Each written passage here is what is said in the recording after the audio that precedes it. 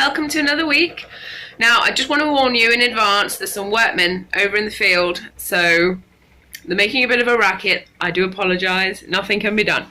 But I just wanted to show you the international kidneys that I popped in the bucket a while ago, and I think they're looking absolutely beautiful. I shall be eating like a king in no time. This is how the Charlotte's doing.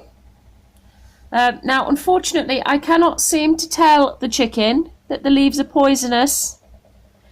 It's not quite sinking in, that little fact. But so all I can do is keep it out of her way as best as I can. It's that time of year again. So these are all of the gardener's delights that I have for now. I'm hoping I won't have to do any more, but we shall see.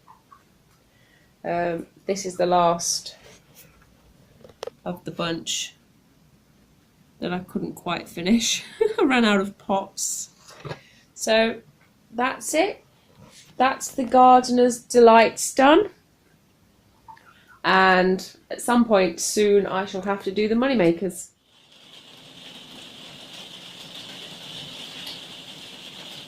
And you hear the pitter-patter. It's another crummy day in Blighty.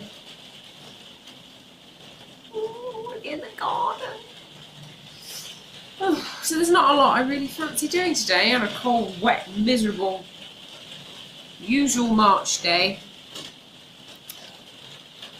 But there is something you can do in the dry and the warm and the comfort of your own home. Yeah, and that is to go through your cookbooks and just sort of have a flip through of the recipes, and if there's anything that takes your fancy that you think, I'm gonna have a go at that, then you can run down the list of ingredients, because now we're in March.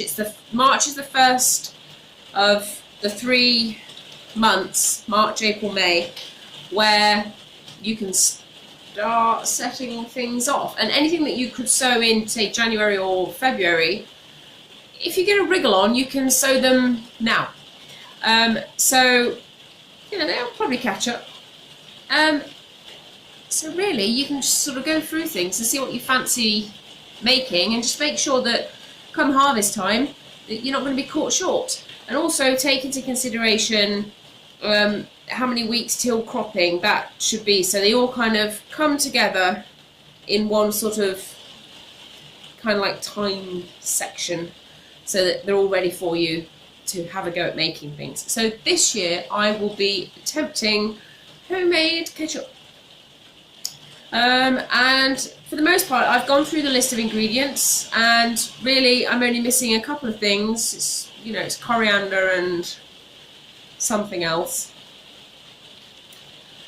Yeah, so everything else I've got: onion, fennel, tomatoes.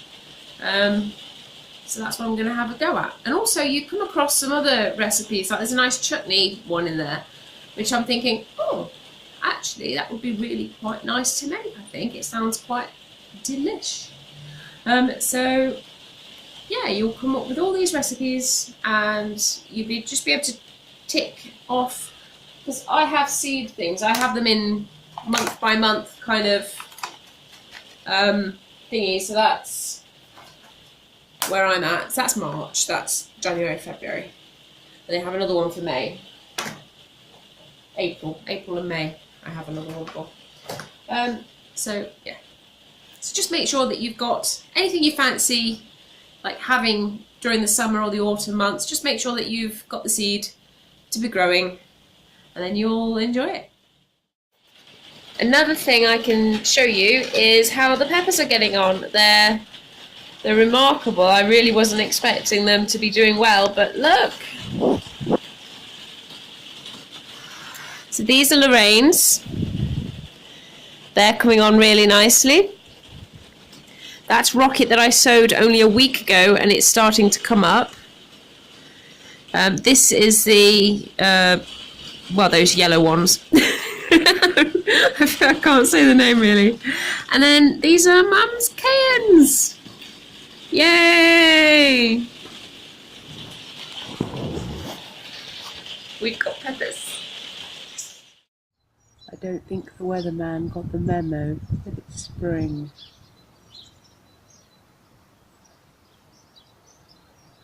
Never mind.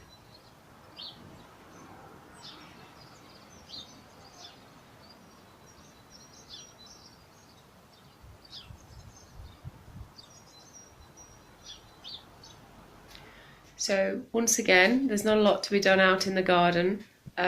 So today I am flipping through my seeds and seeing what can be sown now that will then need pricking on in maybe a couple of weeks or so's time into individual little pots, because the chard I have already potted on yesterday into a sill so I could have baby leaves, but unfortunately the chicken found them this morning. So there we are. That's what happens when you take your eye off your chicken for un momento. And the kale and the cabbage are starting to show signs that they're using up the nutrition within the compost in the module trays, that they'll need potting on soon. So that frees up that tray, which I can then pot on the seedlings that I'm sowing today into. So as you can see, they're starting to yellow slightly, and that they're getting rid of their, like I said, their first seed leaves that got the plant going in the first place. So that's the kale, probably due to the water.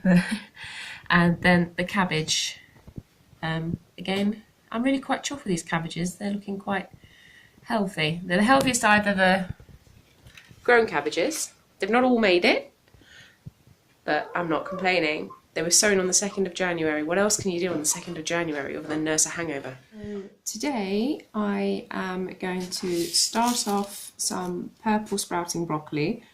The packet is 2014, so I'm working my way through all my old packets and bringing myself up to scratch, replacing only when I've got it through. But look, we're going to look at this as an experiment, and if it fails, then we know 5 years out of date doesn't work for purple sprouting broccoli, but it did for the peppers last year, so we'll give it a go. So if they don't work, then I've got another packet which is in date, and then I've got another packet which is even fresher. So we're covered for purple sprouting broccoli.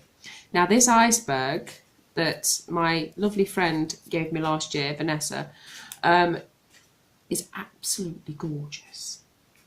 And I went to Lidl the other day and I found it there, and I thought, oh, I'll give it a go, because it's an early variety. It's one of the earliest that you pick, and it is gorgeous. And whether you want it as a lettuce or whether you want it as, pick as you go from the bottom up, then it works both ways. But the leaves are fantastic. So I'm going to sow a few of those and get those going. I have got a handful of little gems out in the garden, and they're faring well.